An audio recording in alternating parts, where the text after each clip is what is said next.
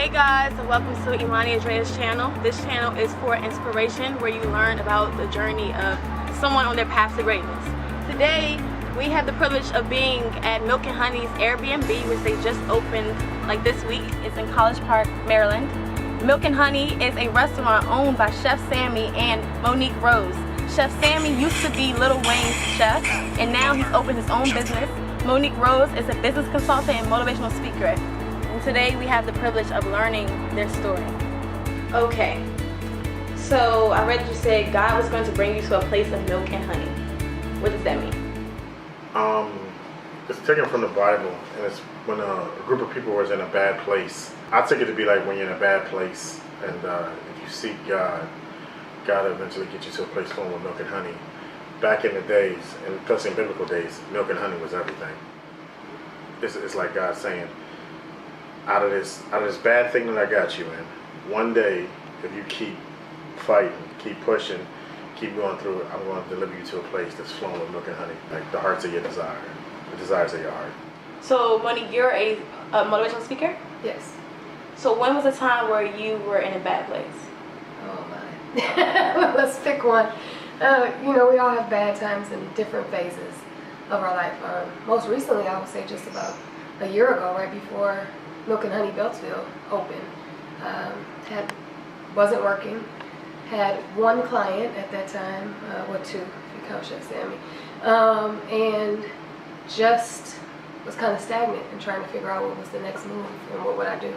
And being in that place with 2 children and bills to pay, and knowing that you have so much to offer, but kind of just wondering what's next, that was a really bad place. And then fast forward to a couple months later, we opened a very successful restaurant in Beltsville, Maryland. So who knew? You never know what's on the horizon. Wow, so that was 1 year ago? It's a year ago. Wow. This is August, so yes, actually exactly a year ago. Wow, yes. Congratulations. Where were you a year ago? Probably sleeping on the megabus. Really? Wow. So this Milk and Honey is very new to you. All this success is new.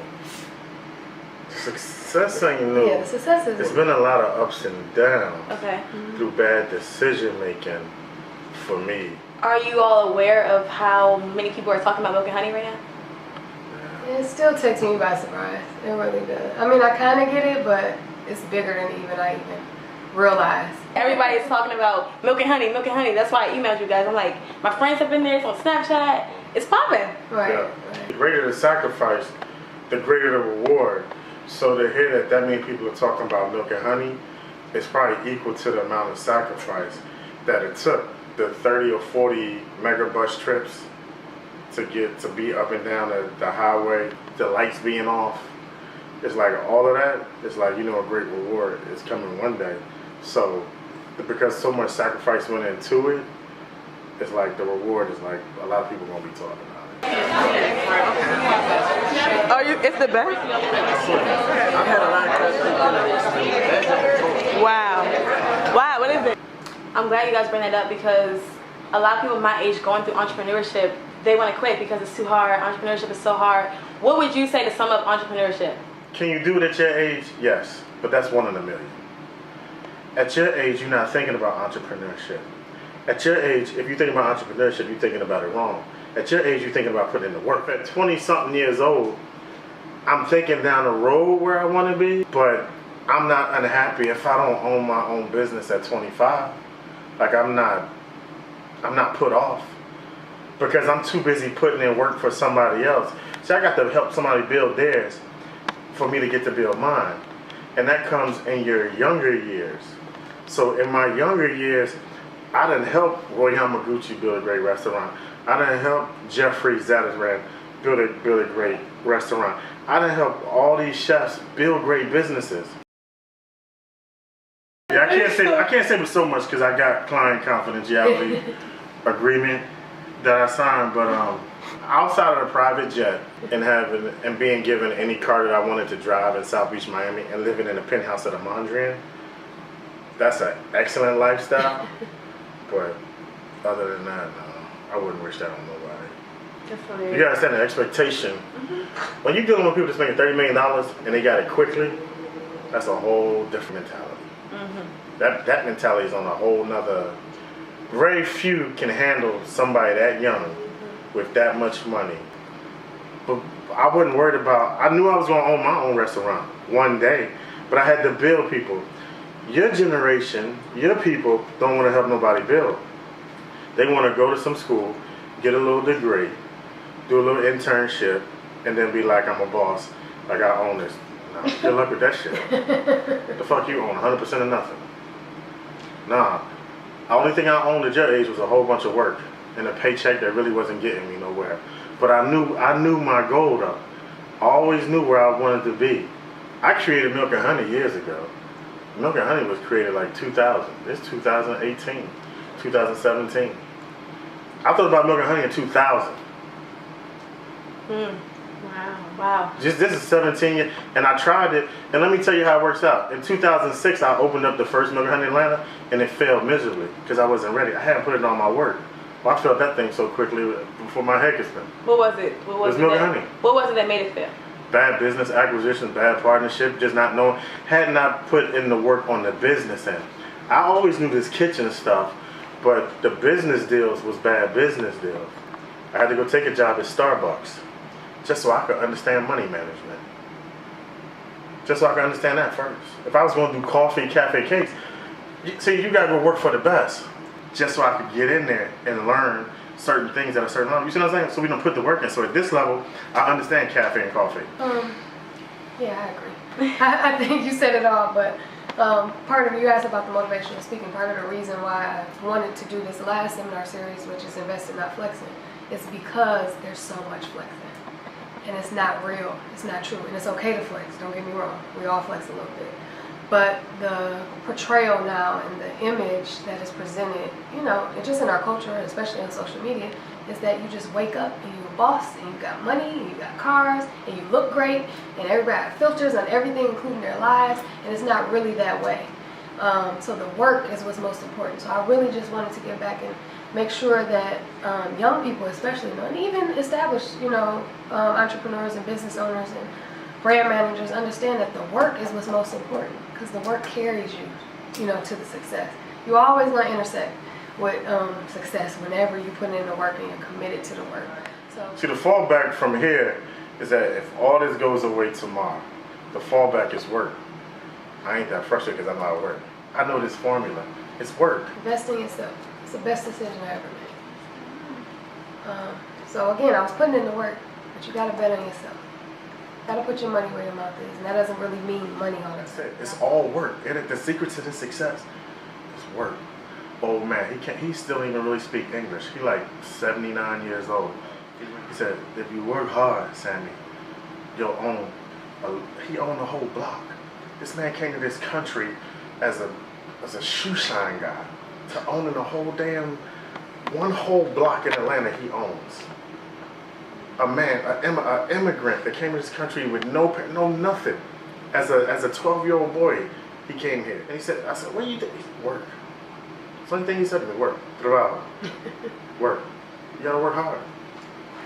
My question for both of you is, what is the best decision you've ever made thus far? Bet on me. Invest in you. Believe in you. Know what you bring to the table. Know your talent. When you've done something for so long, you should be compensated for it. It's not all about the money, but intellectual property is very important too. It's not just tangible skills. So experience is important too. So once you have worked and reached a certain level and know, okay, I have this experience under my belt. At this point, I'm an expert in my field. If I can't do anything else, I can do this. So let me bet on me. Stop, investing in other people's dreams, other people's visions, supporting their, which is good, because you should be able to do that, but you have to do the same thing for yourself. So I think that's the best decision I ever made. To divorce myself from the opinions of other people. I just don't give a shit what people think, good or bad. I'm just gonna do what I want to do. When they wheel me up out of here, and those 6 people carrying me to that dirt, they're gonna know I did it my way. I give a damn what people think. If it works, it works. If it don't, it don't. But you gotta divorce yourself from the opinions of other people. You can't care. You can't give one crap. at all what people think. What was the biggest failure that has happened thus far? The thing that had the biggest upside that crashed and burned was Scales 925 with T.I. Only because it could have changed. See, the crazy part is that even in failure, it still can change. You could take failure and change, and it could change you for the better or the worse. That's true. Now, we could have rode that wave all the way into poverty. We took that same energy and was so mad. It was like, these fuckers will not get the best of me. I'm going to become a success. They're going to hate that they never fucked with me like that they did me like that. I was so forward to doing so much with him, with that I was just like, wow, it was a huge. It was hard for me to be like, to walk away from it, knowing the potential. It was like leaving a good hand. It's like folding two aces. It's like, I don't know what they hold it, but I know I got these two aces in my hand. Because I didn't know about them, but I knew what I could do with that shit.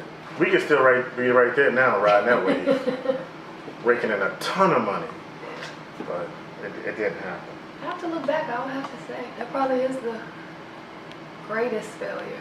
To be, just in a sense, I mean, I've had other failures in different, avenues in my life, but to be in front of that much money, in a place that's, 20,000 square feet with 4 levels that could be like a gym. We're one of the greatest names. Yeah, attached to one of the, great entertainer. So you mean everything was made for it to go right, but it still somehow went wrong? Yeah. That thing had. If you and I were sitting down, we're like, we're going to do this dope restaurant. Right. But this is all the things that we need to do it. And God somehow gave you everything that you needed to do it with. Yeah. And y'all let it down, you're not getting into heaven. Technically, we shouldn't be allowed into heaven because of this fact. It should be like that. Because God is really gonna be like, yeah, y'all saved and all, y'all accepted Jesus Christ, but y'all ain't get into heaven because of scales. Right. That's how it is, because God put everything in one building, in the best building possible, and said, go ahead. There ain't no way y'all can mess this up. Right. And he walked away from us knowing that he had us made. You know what's so funny about that? I said whenever something's not meant for you, no matter what, the universe will stop it. So what's funny about that is if it would have worked, milk and honey would have never existed. That's very true. That's the catch. That's That's crazy. the catch. So is it really- Even walking out the back door, getting into the car, and being like, yo, we really just dropped the ball on one of the greatest opportunities. Yeah. Nah, you got it. The minute you walk out that door, tell them young people, leave that shit in there. Once you get in the car and drive off, it's a whole new beginning, baby. I left Scales inside of Scales. I knew I was gonna take whatever little momentum we gained in there, and whatever lessons we learned in there. I was about to take the good and leave all that bad in the door. One of the hardest things is finding a business partner that you're compatible with. A soulmate business partner is what I call it. It's hard to find that person. There's gotta be a leader. You have to sign ahead, and you gotta go with that no matter what. That's what makes a partnership work. They can never be equal partnerships. But at the end of the day, we gotta know one of us is gonna swing the vote, and that's the way we're gonna go. That's the first one. The second one is we can't steal from each other at all. You can't. You gotta have full. You gotta know that when you put this money down, when I put $5 grand right here, when I come back, it's gonna be $5 grand right here. And if she take 1,000 of it, no, I got 1,000. That decision making and them finances, two things that tear them relationships up. Two of the hardest professions on this earth is a brain surgeon, is a neurosurgeon, and a chef. Both of them got one time to get it right. When that plate leave the kitchen, it gotta be right. That customer, when that plate hit that front of that customer, you gotta know that you left it, that they got the best of the best. That neurosurgeon, he gotta hit that thing on the head. He don't get no mistakes in that. Is that the lesson? Is that the main lesson that you learned in the kitchen? Yeah, to get it right. The first one. You gotta aim for perfection. Perfection has to be it. It's no, we're gonna get a second chance to redo these. Like, no, it's gotta be perfect. Imagine you gotta have those shrimp. You gotta cook shrimp perfectly 150 times a day, every day, and never get it wrong. The problem with the hype now through social media and through the internet is that people don't want to believe the hype, and their number one thing is they want to tear you down. And then you got to fulfill the prophecy. We got to fulfill the prophecy. 400 people said we the greatest ever. I got 400 people about to walk in that door and say, no, y'all not. Do you understand what kind of pressure that is? That's big time. That's LeBron going to the NBA saying he's the next Michael Jordan. Motherfucker got championships to win to fulfill that prophecy. Well, we appreciate you guys because you invited me and my whole team to try so many dishes, which we love them all. It did live up to the potential. What would you say the most recommended dishes? Like, if somebody comes to Milk and Honey, what should they get? Shrimp and grits. Shrimp and grits. Yeah. I got the shrimp and grits. It was great. What's second? You don't like the crab cake? What's second? Crab hash is second. Crab Crab hash is the second. French toast. The cognac French toast is number. It I might think be cognac- number one. It's in top moving up. 5, I think. Our top Yeah. 5 stuff is cognac French toast. Well, the restaurant business is actually one of the most riskiest business to get It's into. the riskiest business. The It's the only riskiest. business that a bank won't give a loan for. Because it's bound. Most of them Riches. fail within the first 5 years. Yeah. So you guys are still in Within your the first 18 months. in the first Yeah. 18 months. If you last 5 years, you golden in this Yeah. business. Okay. 5 years, You are successful. Shit. Yeah, that's right. 18 months. This thing, you checking out in 18 months. Got lucky. We didn't get lucky. You gotta understand how many years blood, sweat, and tears. our blood. Like before I was doing brunch before brunch became cool in the 2000s to go cook. You couldn't find nobody to do that shit. The only people who was doing it big time was the Ritz-Carlton, who had a lock on it, and a couple other places, in New York City who was doing brunch at a high level. But other than that, how many places in Atlanta do you really think was doing brunch in the 90s? I bet you couldn't find one. Even the guy that we're dealing with now, when we first met Jimmy was like, I'm never doing brunch. Right. Now Jimmy's called, he's like, yo, can we do brunch? Can we do brunch here? Can we please do it? The last question is, what do you want people to say about you when you die? Give them all. Give them all.